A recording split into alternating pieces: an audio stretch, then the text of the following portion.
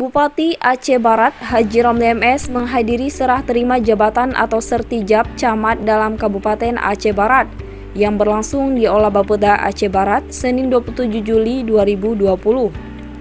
Bupati Aceh Barat Haji Romli MS dalam arahan dan bimbingannya menyampaikan ada sebuah penilaian khusus terhadap jabatan camat, baik itu dari segi administrasi, segi politis, dan juga segi lahir batin.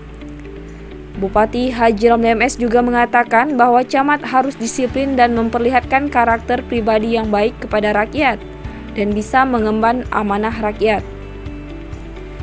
Terakhir, Bupati berharap agar di setiap kecamatan dan kampung-kampung terus menegakkan syariat Islam dan menggemakan syiar Islam seperti mengadakan kegiatan zikir akbar, samadiyah, majelis taklim, dan sebagainya.